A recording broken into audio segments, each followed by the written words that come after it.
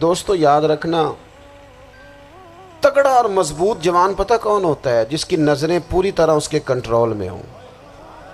یہ علامت جوانی ہے۔ جس آدمی کا پوری طرح، دو لوگ دنیا میں کبھی کوئی کارنامہ سر انجام نہیں دے سکتے، ایک جو حرام کھاتا ہو، ایک جس کی نظر ناپاک ہو۔ محمد بن قاسم جب یہاں آئے تھے نا، تو ایک دن بڑے پریشان تھے، تو ایک بزرگ کہنے لگے آپ کیوں پریشان ہیں؟ کہنے لگے راجہ دہر سے مقابلہ ہے اور ہماری فوج تو سندھ کے رستے بھی نہیں جانتی، زبان بھی نہیں جانتی، لڑیں گے کیسے؟ 2-4 دن کے بعد ان بزرگوں کی دوبارہ محمد بن قاسم سے ملاقات ہوئی تو بڑے خوش تھے۔ کہا اب آپ کیوں خوش ہیں؟ کہنے لگے وہ میرا مقابلہ نہیں کر سکتا، میں نے تحقیق کر لی ہے۔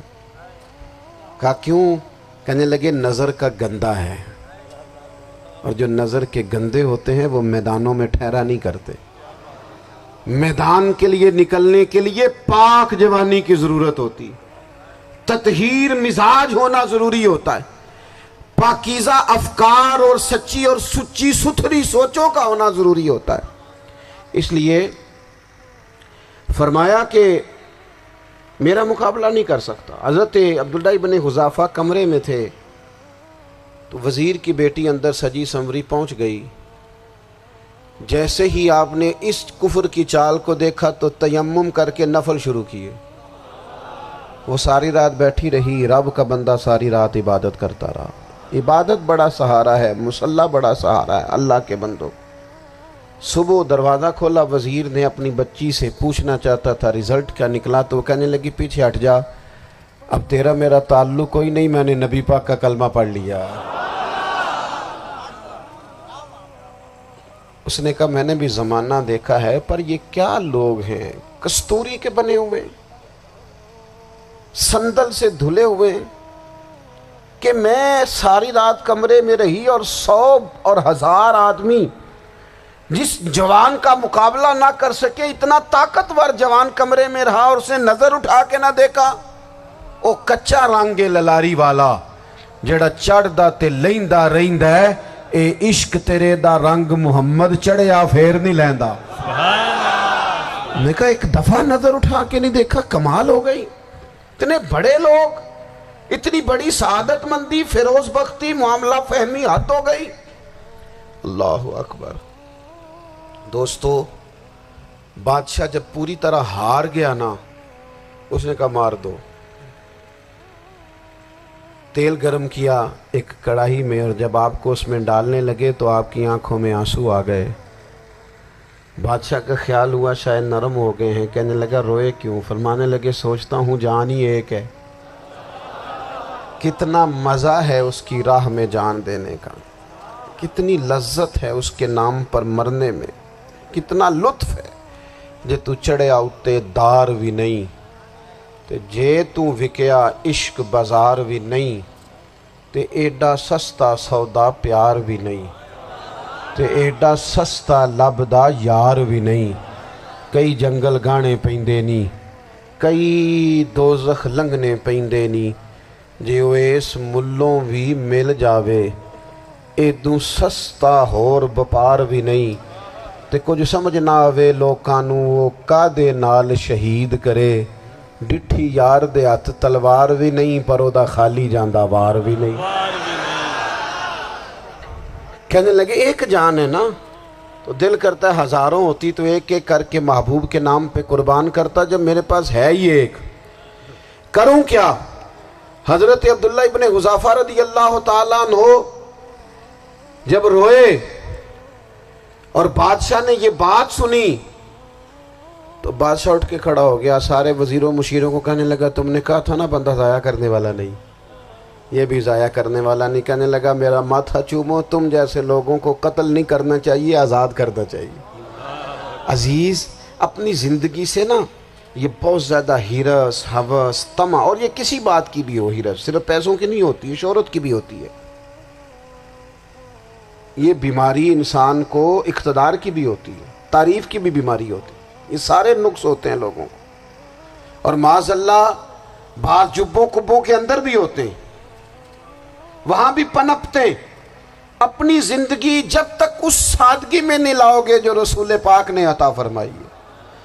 جب لوگ آسانیوں میں پوری طرح الجھ گئے تو پھر وہ دور ہوئے اور کفر چڑھ گیا. دوسری بات، اللہ کے محبوب صلی اللہ تعالی علیہ وسلم کی محبت ہم سے تقاضا کرتی ہے کہ ہم اس مشن کے لیے کام کریں جس مشن کے لیے رسول پاک نے کام فرمایا ہے. ہم سارے کام بڑی مضبوطی سے، سوچ سمجھ کے، تدبر سے، حکمت سے، تقاضوں کو مد نظر رکھتے ہوئے کرتے ہیں. سارے کام. دین کے کام میں ہمارا مزاج نہیں ہوتا. او ہو جائے گا جی، آپ بسم اللہ پڑھیں جی، شروع کریں جی. آپ تقاضوں کو سمجھیں، چیزوں کو دبائیں نہیں، چیزوں پر غور کریں. کسی کے ذہن کی سطح پر سوال ابھرتا ہے، اس کا تسلی بخش جواب دیں.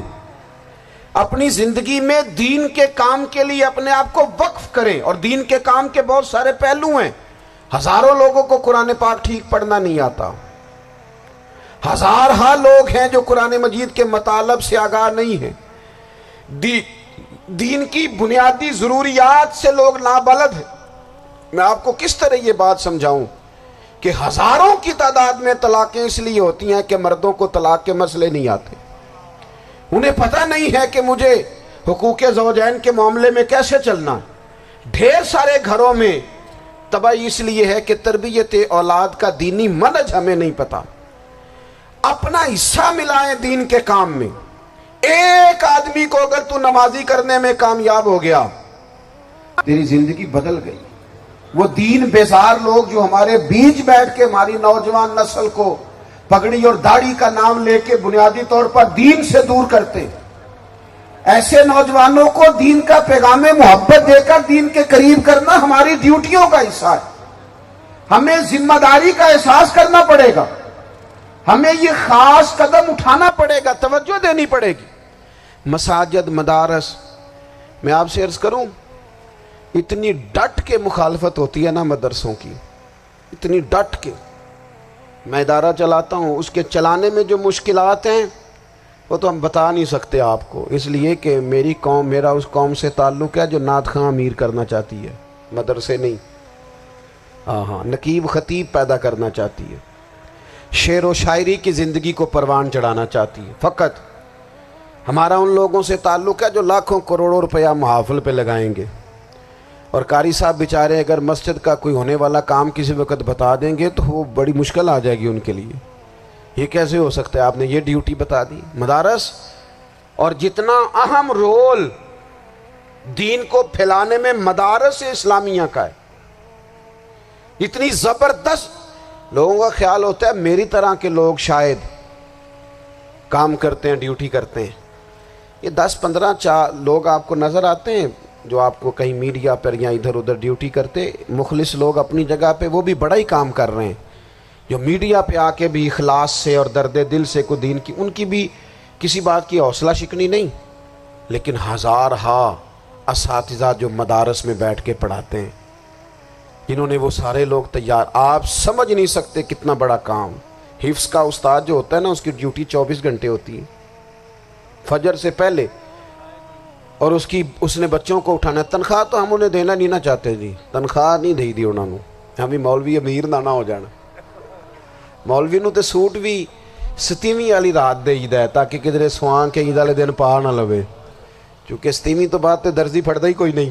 کیوں حضرت؟ ایسا ہی ہے نا، اس وقت تو نہیں نہ لیتا. تو ہم چاہتے ہیں مولوی ہماری مرضی کے ہماری طرح کا سوٹ نہ پہن لے.